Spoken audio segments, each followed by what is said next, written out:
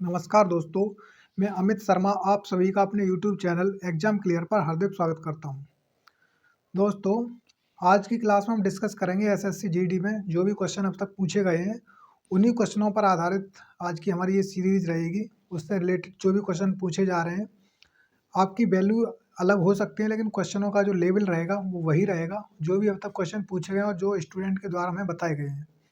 तो आपका एग्ज़ाम अगर हो गया है तब तो कोई बात नहीं, लेकिन अगर आपका एग्ज़ाम आने वाले टाइम में है तो ये क्लास आपके लिए बहुत ही बेनिफिशियल रहेगी। तो आप अगर नए हैं और पहली बार इस वीडियो को देख रहे हैं तो आप हमारे चैनल एग्जाम क्लियर को सब्सक्राइब कर लीजिए और इस वीडियो को आपने जितने भी आपके यार दोस्त हैं सभी के पास इस वीडियो को शेयर कर दीजिए, जिससे वो भी इस वीडियो से अपनी तैयारी को कंटिन्यू कर पाएँ। तो आइए दोस्तों, आज की क्लास स्टार्ट करते हैं और आज का पहला क्वेश्चन आपको स्क्रीन पर दिखाई दे रहा होगा। तो आज का पहला क्वेश्चन है, किसी संख्या के 3/4 का 80% 63 है, तो वह संख्या ज्ञात कीजिए। देखिए, इस क्वेश्चन को हम कैसे करें। इस क्वेश्चन में कहा गया कि किसी संख्या के 3/4 का 80%, यानी कि 3/4 का जो 80% है, 80% का मतलब क्या हो गया, 80/100। 3/4 का 80% कितना दे रखा है, इसमें दे रखा है 63, और आपसे पूछा गया कि वो संख्या ज्ञात कीजिए। तो देखिए, 0 से 0 कट जाएगा और 2 से ये कट जाएगा 4 टाइम और 2 से ये कट जाएगा 5 टाइम्स। और अगर हम यहाँ से देखें तो देखिए 3 से 1 टाइम कट जाएगा, 3 से 2 टाइम और ये 1 टाइम। तो और यहाँ से देखते हैं 4 से 4 कैंसिल हो जाएगा, तो यहाँ क्या बचा, यहाँ बचा 21 और 5, यानी कि 21 × 5, तो 21 पंजे कितना होता है, 105, और ये आ गया आपका आंसर। कहने का मतलब ये है कि जो उसने बताया कि किसी संख्या का 3/4 जो है वो 80%, 3/4 का 80% 63 के बराबर है, तो वो संख्या कौन सी हो जाएगी, वो हो जाएगी 105। तो इस तरह से क्वेश्चन सॉल्व हो जाता है। आइए अपने अगले क्वेश्चन पे चलते हैं।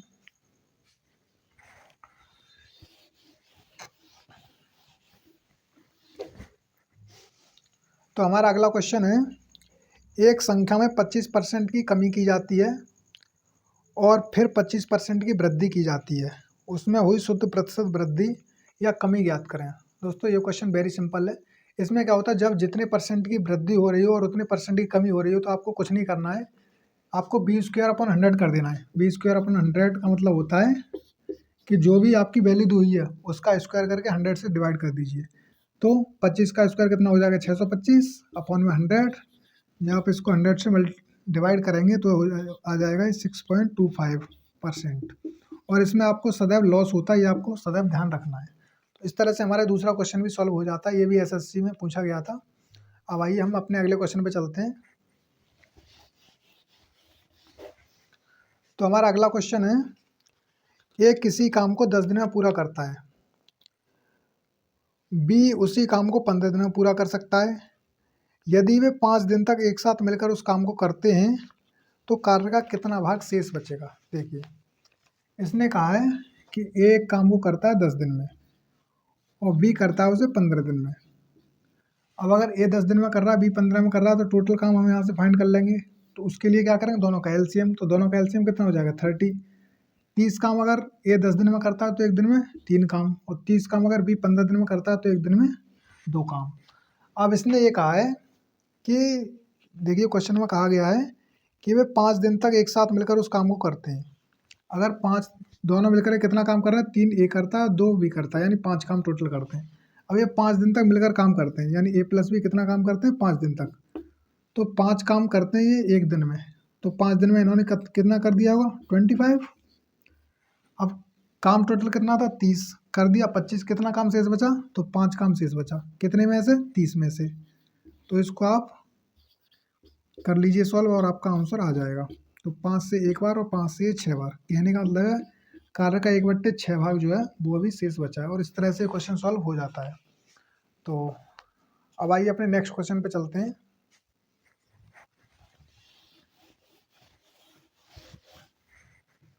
तो आइए, हमारा अगला क्वेश्चन है, एक व्यक्ति 1600 मीटर लंबे मार्ग को 4 मिनट में पार करता है, उसकी चाल किलोमीटर प्रति घंटा में कितनी है। तो देखिए, हम क्या करेंगे, सबसे पहले जो मिनट दी हुई हैं उनको हम सेकंड में चेंज कर लेंगे। तो सेकंड में चेंज करने के लिए 60 से मल्टीप्लाई कर देंगे। तो 1600 मीटर की दूरी है और 60 से मल्टीप्लाई करेंगे तो कितना हो जाएगा 240। और उसने कहा है किलोमीटर प्रति घंटा में कितनी है, तो किलोमीटर प्रति घंटा बदलने के लिए हम 18/5 से मल्टीप्लाई कर देंगे। अब जो भी करता है उसे काट लीजिए, 0 से 0 कैंसिल, और यहाँ से देखिए 8 से 8 दूनी 16 यानी 20 टाइम्स कट जाएगा 8 से, और ये कट जाएगा 3 टाइम्स, 3 से 1 टाइम और 3 से ये 6 टाइम्स कट जाएगा, 5 से ये 1 टाइम और 5 से ये 4 टाइम्स। तो यहाँ पे कितना बचा 4 × 6, ये बचा 4 × 6, तो ये आ जाएगा 24। उसने क्या पूछा था, उसने पूछा था चाल, तो 24 किलोमीटर पर आवर इसकी चाल आ जाएगी। इस तरह से क्वेश्चन सॉल्व हो जाता है। तो अब आइए हम अपने अगले क्वेश्चन पे चलते हैं।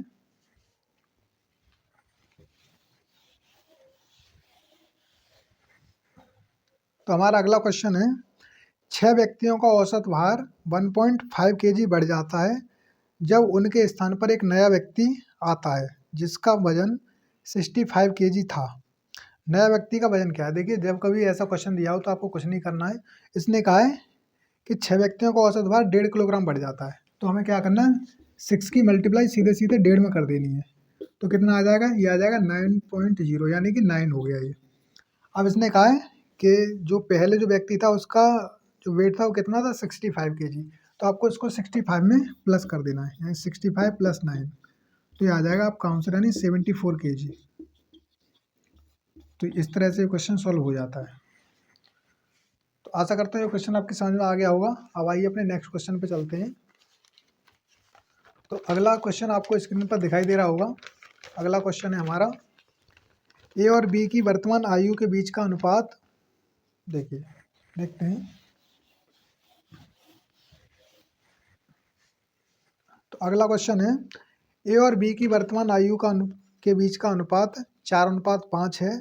10 वर्षों के बाद उनकी आयु के बीच का अनुपात 5:6 होगा।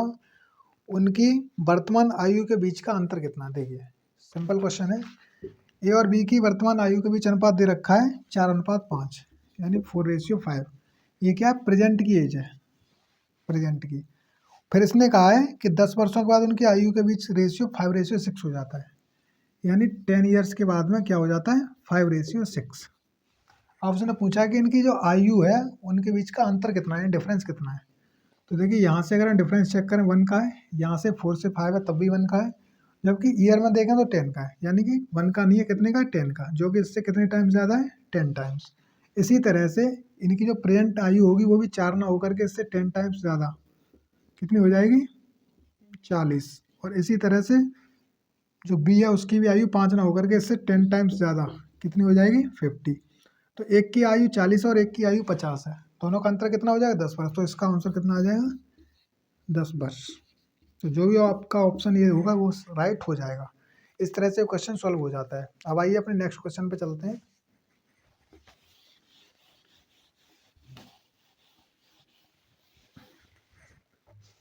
तो हमारा अगला क्वेश्चन है, एक वस्तु का अंकित मूल्य ₹760 है, ऑफ सीजन में इसे 722 में बेचा गया, वस्तु पर छूट का प्रतिशत ज्ञात कीजिए। देखिए, सिंपल क्वेश्चन है। 760 रुपये है उसका अंकित मूल्य, यानी कि जो मार्क प्राइस है वो दे रखा है 760 रुपये, और फिर उसने कहा है कि ऑफ सीजन में इसको 722 में बेचा गया, यानी कि एसपी जो दे रखा है वो दे रखा है 722। अब हम यहाँ से ये देखेंगे कि उसने इससे कितनी छूट पर बेचा था। तो देखो, इसमें से हम इसको माइनस करेंगे पहले, तो यहाँ से 2.5 10, 10 में से 2 गया, कितना बचा 8, 5 में से 2 गया 3, कहने का मतलब 38 रुपये के उसने छूट दे दी उस पर। तो 38 रुपये की छूट दी है, कितने पर दी है 760 पर। परसेंट हम बदलने के लिए मल्टीप्लाई 100 कर देंगे यहाँ से हम। तो देखिए, 0 से 0 कैंसिल हो जाएगा, 38 से 1 टाइम और 38 से 2 टाइम्स, 2 से 1 टाइम और 2 से 5 टाइम्स। तो 1 × 5 कितना हो जाएगा 5। तो ये आ गया 5% के डिस्काउंट पर उसने क्या किया था, उसको सेल किया था। तो इस तरह से क्वेश्चन हमारा सॉल्व हो जाता है। अब आइए यहाँ पर नेक्स्ट क्वेश्चन पे चलते हैं।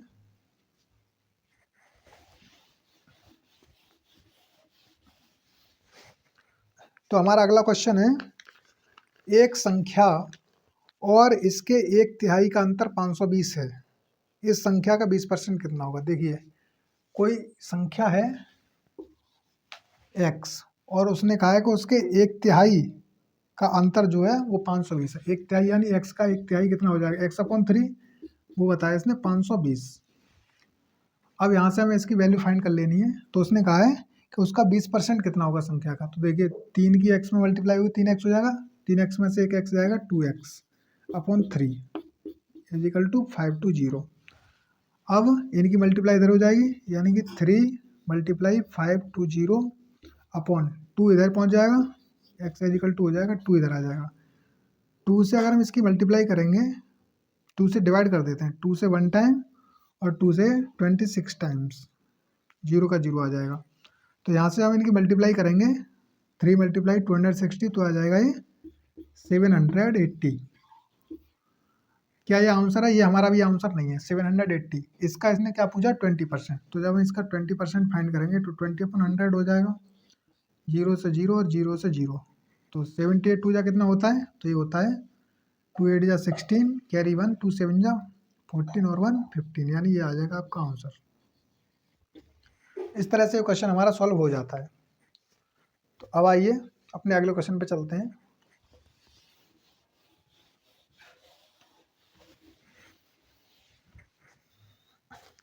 तो हमारा अगला क्वेश्चन है, स्क्रीन पर आपको दिखाई दे रहा होगा।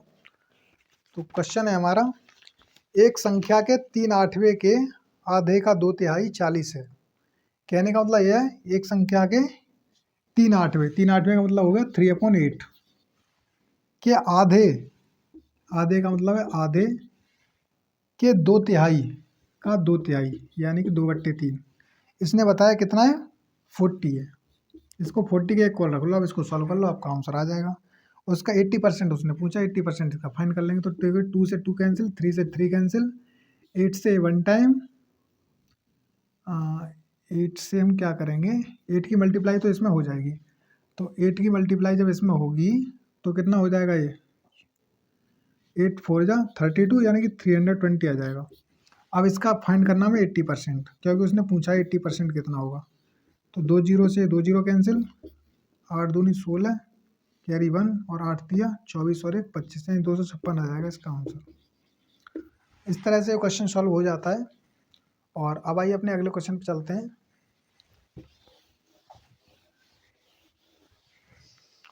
तो हमारा अगला क्वेश्चन है, 1300 × 7 डिवाइड बाई 91 और मल्टीप्लाई 2 ब्रैकेट में। सिंप्लीफिकेशन का क्वेश्चन है, वेरी सिंपल क्वेश्चन है। देखिए दे रखा है 1300 × 7 भागित 91 × 2, ये दे रखा क्वेश्चन। तो यहाँ हम सबसे पहले क्या करेंगे, देखते हैं 1300 × 7 बट्टे में 91 को लिख लेंगे और मल्टीप्लाई 2। अब आप इसको कर लीजिए। तो देखिए 7 से 1 टाइम जाएगा, 7 से 13 टाइम्स, और 13 से कितने टाइम चला जाएगा, 100 टाइम्स, और 100 2 जा कितना होता है, 200, ये आ गया। अब इसने पूछा क्या था, यही पूछा था, ये आपका आंसर आ गया। इस तरह से क्वेश्चन सॉल्व हो जाता है। अब आइए अपने अगले क्वेश्चन पे चलते हैं।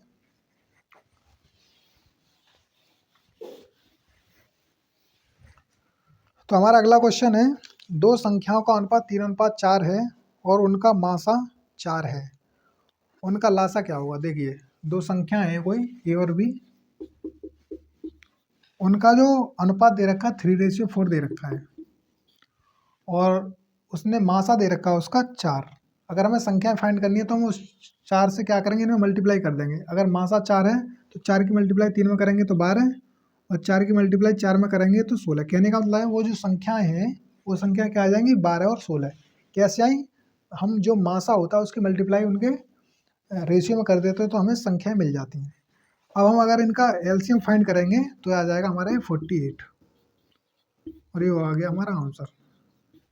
अगर आपको ये समझना है कि 48 कैसे है तो आप इसको फाइंड कर सकते हैं। तो अब आइए अपने अगले क्वेश्चन पे चलते हैं।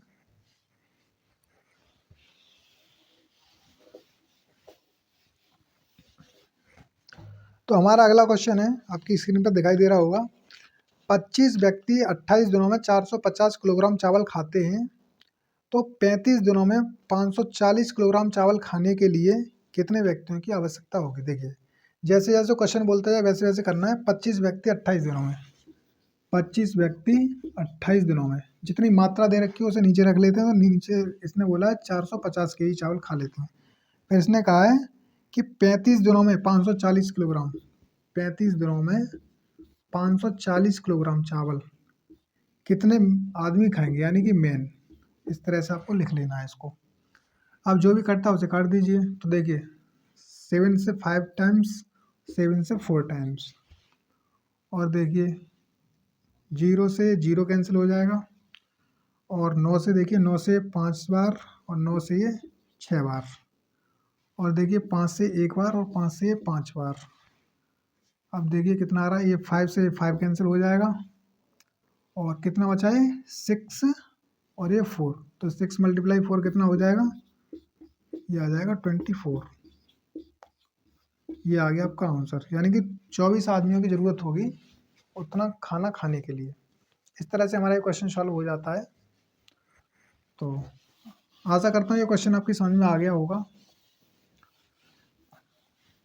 अब आइए अपने अगले क्वेश्चन पे चलते हैं। हमारा अगला क्वेश्चन है, कोई राशि साधारण ब्याज की दर से 5 वर्षों में 7 गुनी हो जाती है, तो कितने वर्षों में 10 गुनी हो जाएगी। सिंपल क्वेश्चन है। देखिए क्वेश्चन कह रहा है कि 5 वर्षों में 7 गुनी हो जाती है। कहने का मतलब अगर पहले 1 रुपये थी तो 7 रुपये हो जाती है, 7 गुनी का मतलब 7 रुपये हो गई। तो कितने वर्षों में हो रही है, 5 वर्षों में, 5 वर्षों में हो रही है। अब इसने कहा है तो कितने वर्षों में 10 गुनी हो जाएगी, 10 गुनी। कहने का मतलब 1 से 10 कितने टाइम में हो जाएगी। तो देखिए यहाँ से यहाँ का गैप कितना है, 6, और यहाँ से यहाँ का गैप कितना है, 9। 6 से अगर हमें 9 पे जाना है तो 6 का 9 कितने गुना होता है, तो ये होता है 9/6 टाइम्स। अगर हम 9 में, अगर हम 6 में 9/6 से मल्टीप्लाई करेंगे तो हमें 9 मिल जाएगा। इसी तरह से अगर हमने ये इसका 9/6 टाइम्स है, तो इसी तरह से जो 5 भी है वो भी टाइम 5 ना होकर के उससे 9/6 टाइम्स ज़्यादा होगा। कितना होगा, 9/6 टाइम्स ज़्यादा। तो कितना हो जाएगा, 5 की मल्टीप्लाई 9 में करेंगे कितना आ जाएगा, 45 अपॉन में 6 है तो 6 आ जाएगा। जब आप इसकी डिवाइड करेंगे तो आ जाएगा 6 7 जा और 6 5 जा, यानी कि 7.5 आपका इसका आंसर आ जाएगा, 7.5। तो कितने साल लग जाएंगे उसको, तो उसको साल लग जाएंगे 7.5, यानी कि 7.5 साल उसको लग जाएंगे। तो अब आइए हमारा अगला क्वेश्चन है,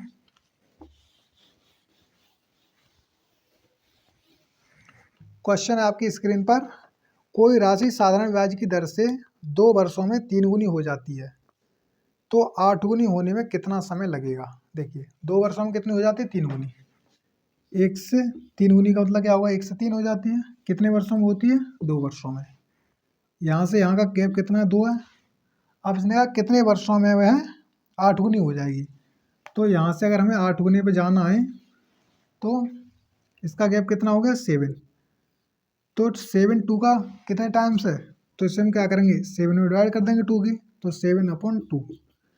अगर ये इसका 7/2 टाइम्स है तो टाइम भी 2 ना हो करके इसका 7/2 टाइम्स ज़्यादा होगा, यानी कि 2 से 2 कैंसिल हो जाएगा तो कितना आ जाएगा, 7, और ये आ गया हमारा आंसर। इस तरह से क्वेश्चन सॉल्व हो जाता है, यानी कि वो 7 साल में वो राशि 8 गुनी हो जाएगी उसकी। तो इस तरह से दोस्तों ये क्वेश्चन थे जो आपको कराने थे। तो इतने ही क्वेश्चन थे इस क्लास में। तो आशा करता हूँ ये क्वेश्चन आपकी समझ में आ गए होंगे, और अगर आपका एग्ज़ाम नहीं हुआ है तो ये क्वेश्चन आपके लिए बहुत हेल्पफुल है। और ये क्वेश्चन पूछे जा रहे हैं, इसी टाइप के क्वेश्चन इसमें पूछे जा रहे हैं, जो कि बहुत ही सिंपल क्वेश्चन है। अगर आपने थोड़ी सी भी तैयारी कर रखी है तो आप बहुत ही आसानी से इन क्वेश्चनों को सॉल्व कर सकते हैं। और हमने इस क्लास को बहुत जल्दी, बहुत कम समय में इसलिए किया है जिससे आपको ये लग सके कि हाँ ये क्वेश्चन इतनी फास्ट भी सॉल्व किए जा सकते हैं, और कोई भी क्वेश्चन हो लगभग 30 सेकंड में सॉल्व हो जाता है। अगर आपकी अच्छी से अगर मैथ पे पकड़ है और आपने पहले से अगर मैथ पढ़ रखा है तो आप उसको ईजिली सॉल्व कर सकते हैं। तो आशा करता हूँ दोस्तों ये क्लास आपके लिए बहुत ही हेल्पफुल रहेगी। अगर आपको हमारी ये वीडियो अच्छी लगी हो तो लाइक शेयर सब्सक्राइब और कमेंट करना मत भूलिएगा। और इसी तरह की अन्य वीडियोज़ पाने के लिए आप हमारे चैनल एग्जाम के लिए को जरूर सब्सक्राइब करें। और अगर आपका एग्ज़ाम आने वाले टाइम में है तो दोस्तों आपके लिए बेस्ट ऑफ लक। आप अच्छे से पढ़िए और अपना एग्ज़ाम दीजिए। तो इस वीडियो को दोस्तों लाइक करना और चैनल को सब्सक्राइब करना मत भूलिएगा और अपने यार दोस्तों में शेयर कीजिए और जितना भी आपको ये क्लास कैसी लगी हमें कमेंट करके ज़रूर बताएं। तो धन्यवाद दोस्तों, जय हिंद।